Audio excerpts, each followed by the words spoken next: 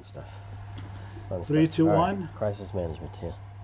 That's Three, a crisis, Sean. 3, 2, 1, blast off? Is that what you're doing?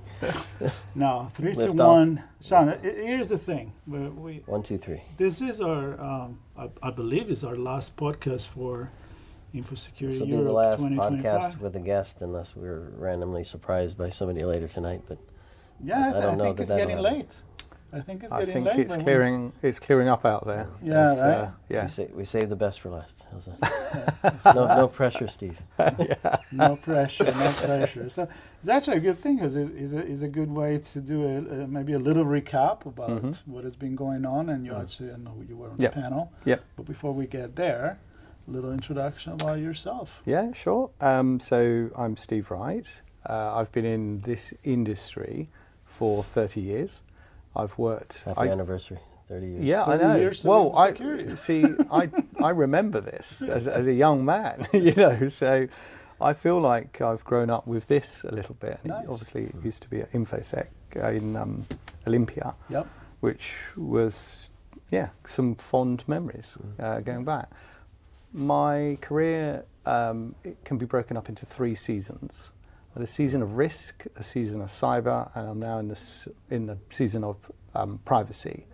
So I'm working with a whole variety of different clients and industries over the last 30 years. But the ones where I've really probably cut my teeth were Siemens, John Lewis, Unilever, Bank of England. So I've kind of tried to get across different sectors so that I can really understand the problem and then be the most all-rounded individual to try and solve or help solve those problems. So that's me. Very good. I mean, where do we start? 3, 2, 1, blast off. So let's maybe we kind of wrap with kind of the bigger picture. Let's start with the panel you're on with the crisis management. Yes. Yeah, because I think a lot of the talk there's talk about resilience. I think this has been a big topic. Talk about being able to respond, but I still think those are very well. Certainly, the second one is very technically driven. If you're certainly at a show like this, Yeah. Give me your definition of crisis management. In the context of what you help organizations deal with. Yeah. Staying calm during a storm. That's my definition. Okay. Because the challenge that we have is partly sort of cultural. In different organisations have different appetites to risk, and the sort of, I know it sounds a bit cliche, but the tone from the top really does set how, if you like, resilient and ready you are for a potential incident or breach. All right, so let me get on that, because stay calm. It's a good thing when you know you're kind of how to handle it. Yeah. So you don't just stay calm and like, it's gonna pass, right? Stay calm because you have prepared to it. That's the key. All right. So Preparation. How do you do that?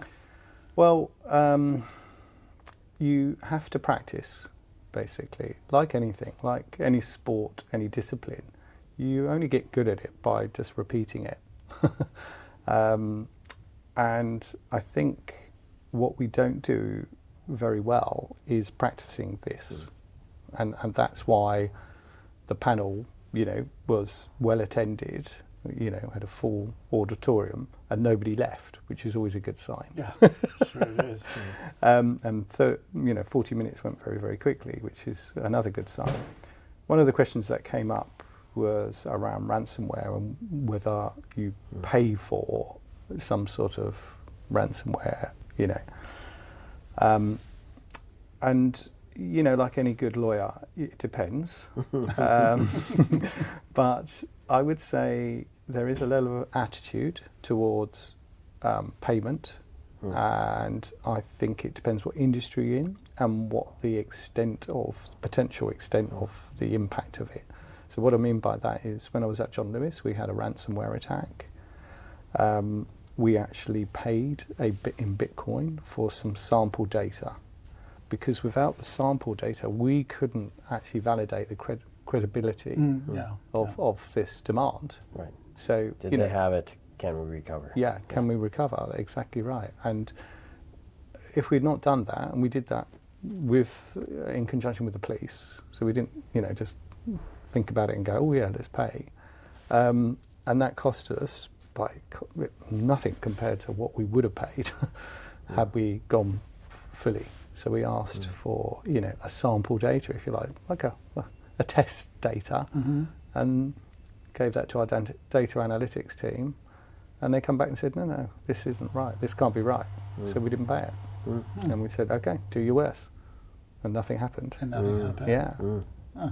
Unfortunately, M&S, Co-op, didn't have the same experience.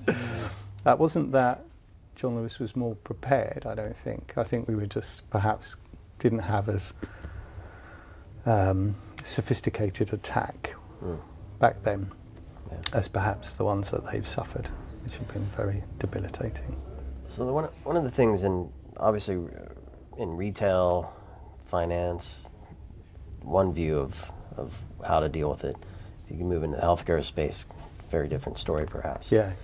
Critical infrastructure as well. Yeah. And that's one of the reasons I started off with it's not just the tech, and I'll say it's not always just the cyber, not just the information part of it. Yes. For crisis management, not just ransomware. So what do you see with respect to the big picture of crisis management? Because it can cross from digital to physical, and one company to many companies, and the crisis can really begin to explode when people are involved. Yeah. So the other word, apart from preparation, then when the proverbial hits the fan, is containment. So trying to contain it. So if you take the example of Marks and Spencer's, they literally pulled wires out the back of servers and routers. So that quick decision is really critical. Right. Like, how do we limit the damage? Now, it took them then, the best part of 6 weeks to get those back up and reconfigured, which was why the shelves were empty. Right. But they communicated very effectively, very quickly with their customers, and in an empathetic way, or certainly appealed to, us as consumers by saying, look, this is completely outside our control, obviously, but we take this very seriously. We're sorry for the inconvenience. So a very empathetic response. So then people were rallying around to get M&S back up and running. Right. Now they changed the narrative. I think that's very clever. Yeah. Now they couldn't have done that just on the fly. They must have practiced. So You think they prepared yeah, for that? yeah, definitely. It's got all the hallmarks. Whereas Co-op tried to bury it, and that doesn't pay, because then you have this mistrust, this misperception that you're trying to pull the wool over my eyes. What's happened to my data? So, but it is a balancing act. You can't just simply tell everything because you don't know everything. Right. But some level of communication in an empathetic way. So trying to be transparent in a kind of, but with a little bit of empathy. Well, I'm glad you went there, because Sean is more like the technical cybersecurity guy. My background is branding, and so I always think about what you just said. Like, nowadays is not 30 years ago. Everything is in the open. Yeah. A company really needs to act the way you say it is, right? Before you could say, well, I'm going to advertise I'm a good company, then in the back I can do whatever I want. I feel like that backstage now got cameras, and That's people a good can kind of analogy. see. Yeah. So when we look at the way you manage a crisis as well, now of course we talk about cybersecurity, but it can be another kind of crisis, right? Yeah. I think being transparent and honest it's a good answer. But looking back in your 30 years experience, do you see this as it's changed the way I kind of outlined it, and is it better now for society in general? Well, Well, there's two parts to that, or my answer are in two parts. So first of all, yes, it's definitely changed. I mean, you know, even 15 years ago, Yeah. you know, there was zero tolerance for this, right? The public would not tolerate any kind of breach. It was horror on the looks of faces, politicians and business people. Now we're much more, there's much more apathy. You know, there's a kind of sense of, oh yeah, it happens to the best of the best. It's gonna happen. Yeah, it's inevitable. Is it apathy or empathy? Well, I think it's Hold I think it is close, but there is a kind of like, you know, when I saw about the cyber attacks, I just kind of like, yeah, inevitable, right? They've got customer data, consumer data, they're bound to be attacked. Surprised it hasn't happened before. Whereas 10 years ago, I'd be horrified at the very thought. Yeah. You know, similar with the banks. But I do think, you know, your different industries, and I think the level of, I thought what you said was really good about the backstage. Nowadays, I would say there's much greater understanding about IT and technology and its dependency for the business to function. Yeah. And I think that's what's changed. So, you know, the role of the CIO and the CTO is much more prevalent. You know, they you know, and the board now understand that without those people, nothing's going to happen, right? You've got your business processes without the data is pretty useless. So I think the attitudes and the culture has changed around that, and therefore and cyber has gone way up. I used to work at PwC, and it was a struggle to talk to people. You know, like, it never happened to me. And of course, succession after succession of breaches and incidents made everybody aware. And now it's top 1 or 2 risks, you know, after obviously economics and tariffs. So Marco was talking about the kind of the exposure of the backstage, and I think generally companies have tried to either leverage legislation or even just have a mindset for doing the right thing. And I think consumers and even business partners want the brands they work with to do whatever the right thing is. Yeah. And there are laws to help them along the way with that. Yeah. But so I think the narrative, the conversation has been widened. So so to your point, IT is much more familiar. Yep. Cyber is much more familiar. Do you think that, I'm just thinking of things like ESG, right? We speak to the green, the green need. Yes. And we see some companies do the same for cyber, but we also see a lot of greenwashing.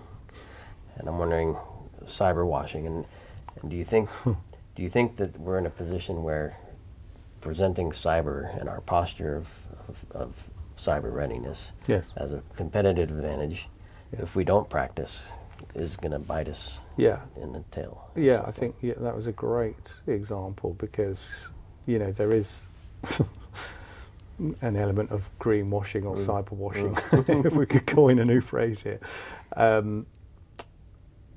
I think I'll draw a parallel to GDPR, which obviously had massive impacts, and ripples have been felt in California, and you know, and pretty much over 140 countries have now got some type of privacy law, you know, shape or form. So the pushing of whether it is greenwashing or whether it is cyber washing, I think what's happened is, and this is partly with the kind of always on everywhere availability of data. I think nowadays people just expect that, and so if suddenly the service is down, you know, I'm frustrated and much more intolerant than I was 10 years ago. I would have expected it. You know, Patch Tuesday was a bit kind of like, let's go for it. Let's hope it still works. At least we know it's Tuesday. Yeah, exactly. That and taco, right? So I think the what what has happened has been a bit of harmonisation. That's what I'm trying to get at, I suppose, and I think that's a good thing, because then expectations for everybody everywhere should be roughly the same. And the second point I wanted to mention was about trust, and I think digital trust has really elevated up there. And I think now, if I think about the board, I report to the General Counsel of a financial services organisation in the city, and now I will have regular updates with the board about digital trust, right? Because it correlates directly to profit and loss. So they can see the relationship now between that, and I think that's what's changed. That it's become much more transparent. Whereas, as you said, ESG is a little bit more tricky. It's harder to correlate between the two. Cyber, easy. This equates to this. It costs us that, and it's like an insurance policy. Privacy, trust. That's about protecting consumers. Let me ask you this: is it because it's measurable and or we have good communication around it in terms of what matters? Because I'm just wondering about like your conversations with the board. We hear all the time from the CISO perspective that they need to speak to the business, translate the tech and the risk in a way that the business can understand. Yeah. And I'm just wondering, because you mentioned the culture from the top down in crisis management. How does that meet in the middle? And it sounds like we're making progress in the communication and the measurement, or maybe not. Yeah, no, I think we are. Compared to the ESG thing, I'm just trying to use that. Yeah, no, it's a good example, because there are about 4 different benchmarks for ESG. You've got S&P, there's just these different measures, right? So if you're an organisation, which one do you put your... What happened with cybersecurity was ISO 27001, as you know, became the de facto, and I feel that a lot of organisations hide behind that as a certification schema. But then the same's happened with privacy in terms of GDPR, So I think that has just evened up, made it a level playing field, a bit more helpful. So I don't know. You see, the biggest issue for any company, apart from the culture, is third parties. It's still the biggest issue. It always was the big issue, right? Because you're relying on those. If I think about our organisation, talking to HR, and there's 22 applications, of which all different providers, and that's our personal data of all our staff, going across 22 different systems in 22 different countries, probably, or all in the cloud, but spread, all over the place. So now it's become, with globalization, which I know is a bit of a swear word in certain parts of the world, now it's become very difficult to sort of follow the data, and that's, so I don't think we're there yet.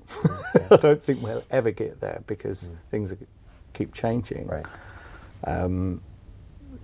Do you remember a few years back, and they were talking about sort of segregating off the network, the internet?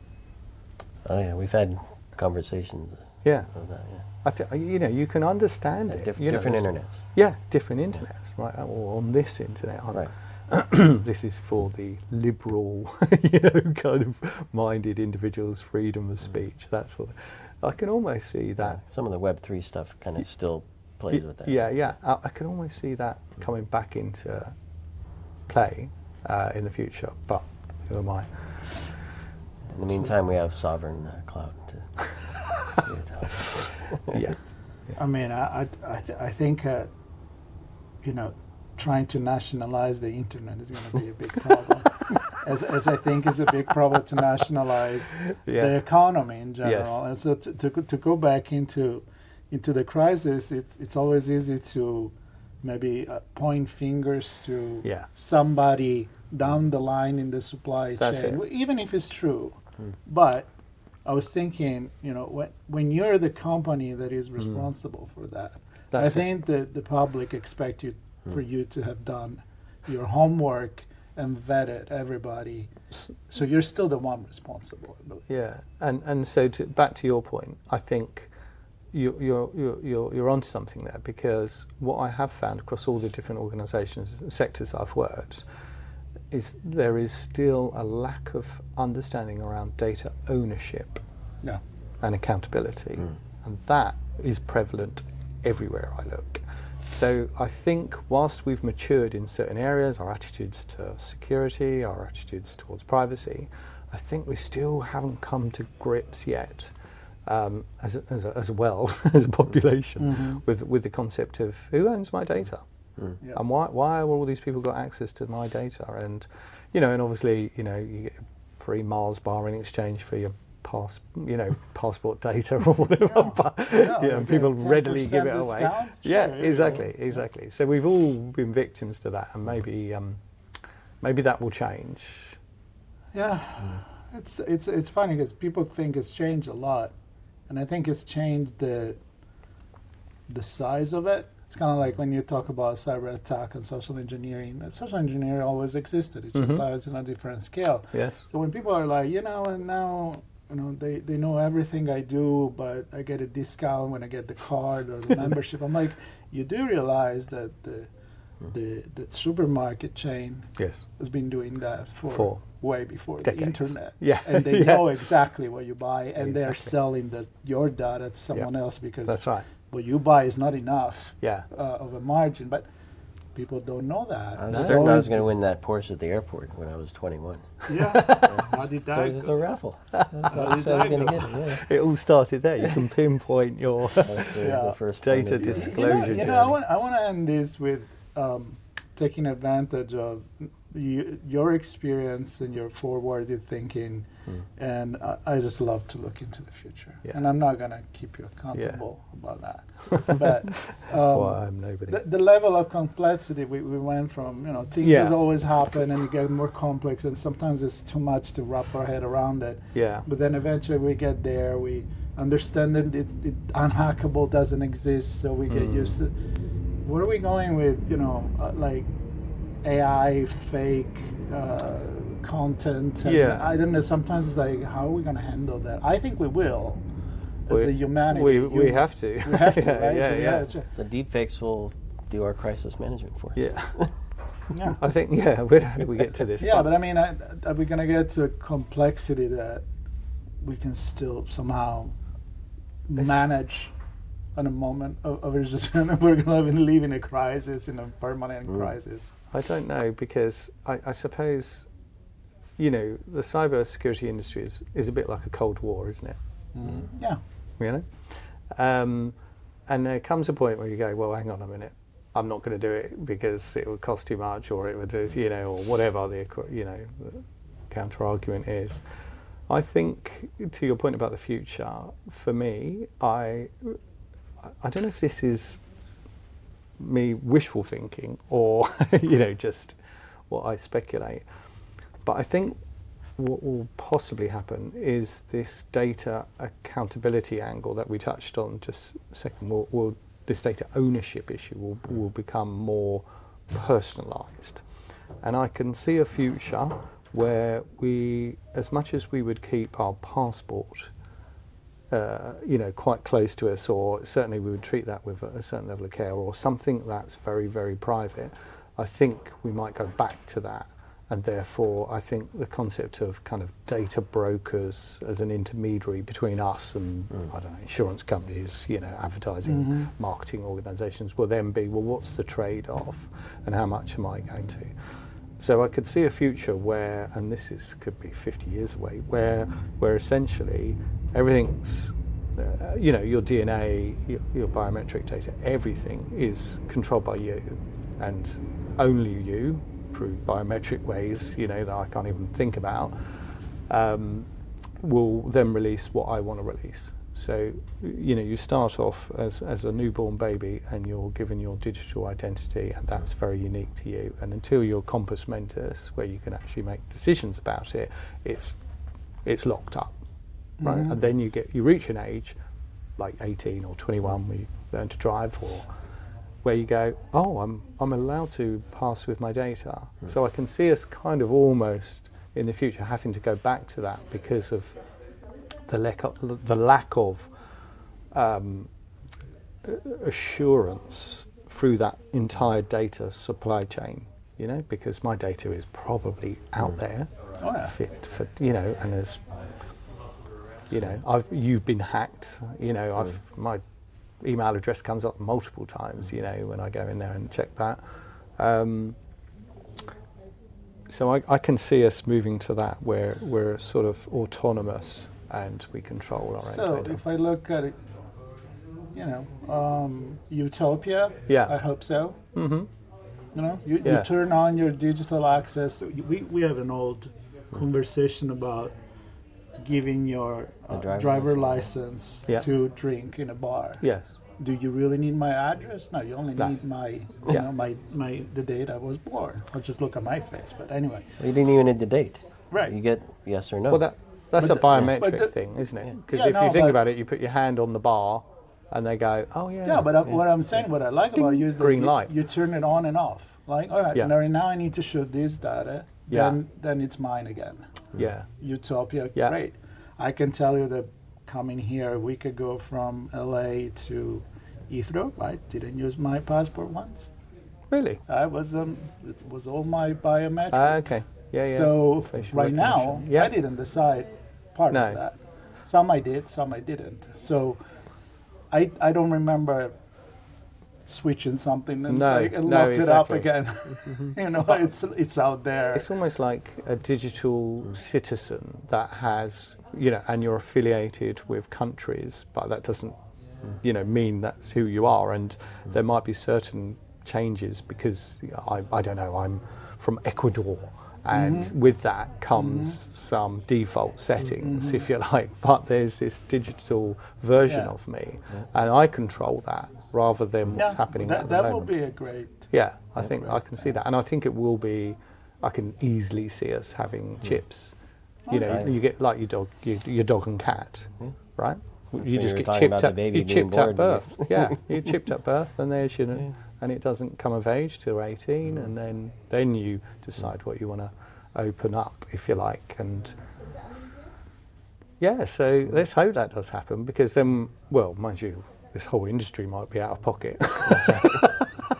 So just hope we've all retired by then. Probably. Yeah. Well, I'm glad we had this kind of reflection on utopia or dystopia in the future. I like that. Who knows? Maybe your utopia is somebody else's dystopia. Could be. It may as well be. But I think I'm going to write an article about this.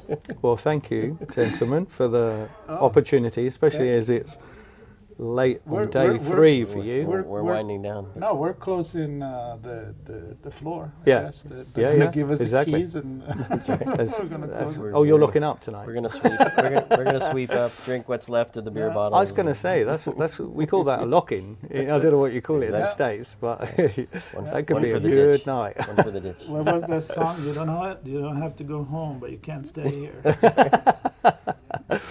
Steve, thank you so much. Well, pleasure. Yeah, pleasure to meet you both. Yep, likewise. And safe travels back home. Thank you. You as well. And for everybody, let's just finish this. This was our last on location. We'll be out and about. We have one more to do. Okay, but that's a surprise. We're gonna be on Westminster, so stay. Yeah. Oh yeah, that was. Don't say that either. Sorry. Now we have to go somewhere. itspmagazine.com/ InfoSec25. There you go. All our content for InfoSecurity Europe is going to be there, so stay tuned and subscribe.